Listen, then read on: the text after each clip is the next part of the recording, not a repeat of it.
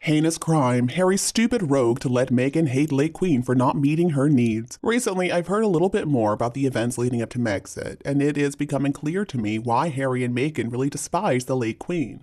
Now, the Queen bestowed a couple of charities for Meghan to become the patron of.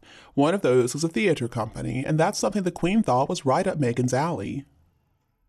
After Harry and Meghan's second tour overseas in Australia, on behalf of the Queen by the way, for the second time Meghan acted so awful. Now the first time was in Africa.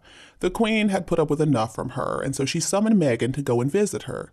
Meghan declined though, claiming that she had an appointment with the charity theater group. And actually, at the time this was reported in the news, the Queen was the head of the family and the VIP in the UK. Meghan seriously underestimated her, and that was for the last time. The Queen decided to cancel that charity appointment, and so then Meghan had to go see the Queen. She was probably escorted there, and I'm sure the Queen had some very sharp words to say to her. All of this was reported in the news at that time, and then Meghans Response was to tell Harry, and they decided that they had to leave. So then they came up with their half-in, half-out plan, and of course the Queen said absolutely not, and at the time we heard about all of this in the news. Well, Meghan must have been infuriated by that, but the Queen proceeded to separate her from Harry, and so she was sent to Canada. Apparently she was accompanied by Sophie and maybe Edward, and perhaps that's also why later on she discovered her daily journal she had left behind. Well, so then poor Harry had to face the music all on his own. He had to come face to face with his grandmother, his father, and his brother. They probably wanted to try and talk some sense into him. I know I would have, but of course it didn't work. Harry was angry with all of them, and so then he ran off to join Meghan in Canada.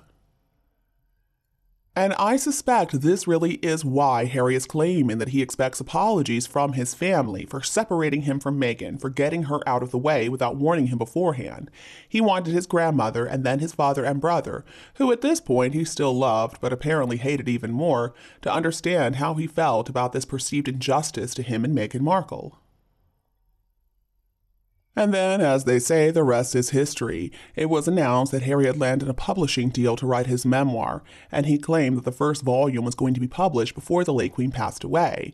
More volumes, with supposedly a lot worse stuff in them, would be saved until after she passed so that he wouldn't hurt her too badly. So yes, he wanted the Queen to hear all about the contents of that nasty Netflix docuseries, including Meghan's awful demonstration of her curtsy, and then Harry laughing about the whole thing. All their friends referring to the Commonwealth as Empire 2.0, which of course would have hurt the Queen so badly after she worked 70 long years to improve it. So yes, he wanted his grandmother to have heard all about it from the courtiers, what that show contained. He wanted her to hear all about his poor, underprivileged, abused life in the royal family, and he wanted her to know all about his book, or at least read about it in the newspapers. But it does not seem like he was expecting to see his grandmother the days before she passed, even though they were invited to Balmoral because they were using Frogmore Cottage as a base. Perhaps he didn't want to hear that he shouldn't go ahead with it. He didn't want to have to face his grandmother demanding to see some preview copies of that Netflix catastrophe and the shameful Woe Is Me book, and maybe being prevented from publishing either of them.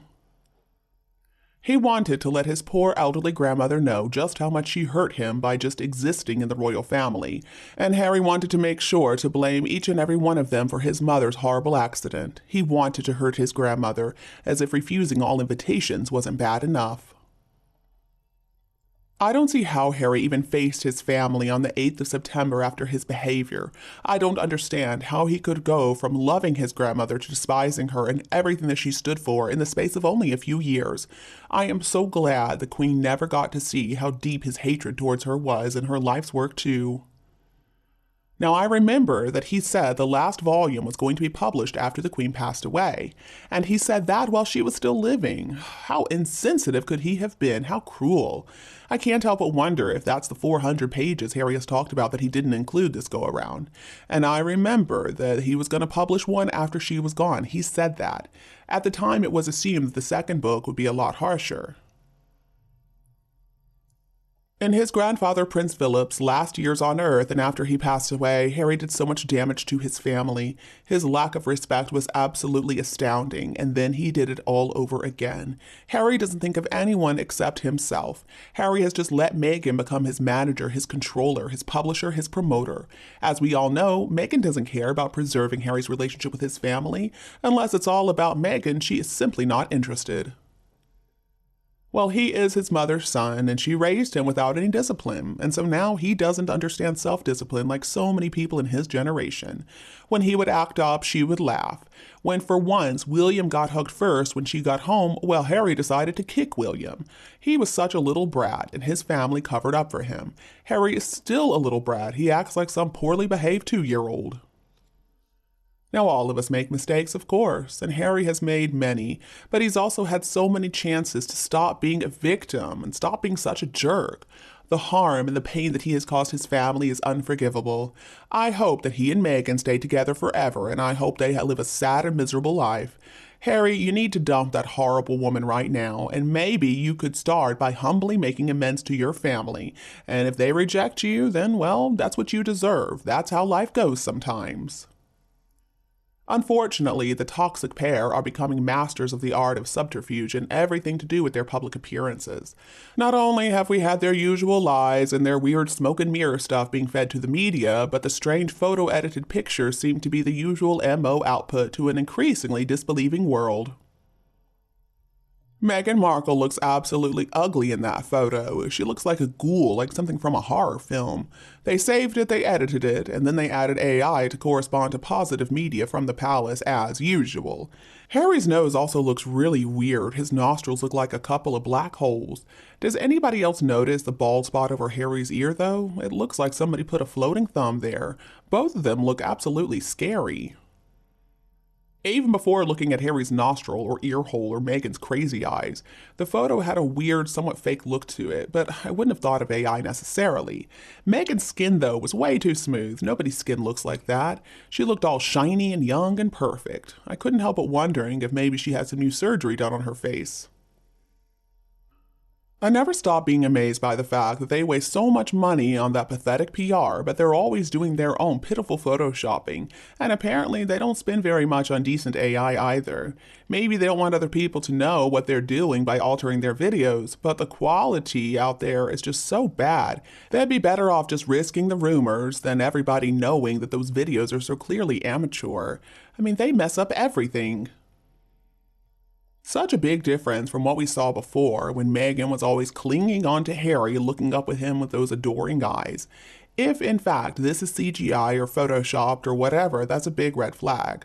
Or if they're really sitting there together, it's also not very good. They're acting like a couple of people who don't know each other very well, who feel very uncomfortable being around each other. So that's why they're avoiding eye contact and hoping this is going to be over soon. Honestly, though, I'm always amazed at how dumb and unaware the two of them think the rest of the world is. The New York City car chase, for example, and then the dumb wording of the press statement, catastrophic car chase. I mean, instantly, they made complete idiots of themselves. It is a shame that there's no Oscar category for cringe, because they would certainly be the winners. My news today has ended. What do you think about this couple? Please tell me your opinion below in the comments section, and we can also discuss your thoughts and feelings. If you think my video is helpful, remember to like and share it with anyone else who needs it anytime you want. And don't be afraid to click the subscribe button to get more updates in the future. Thank you so much for tuning in, have a lovely weekend, and we'll be back to see you all tomorrow.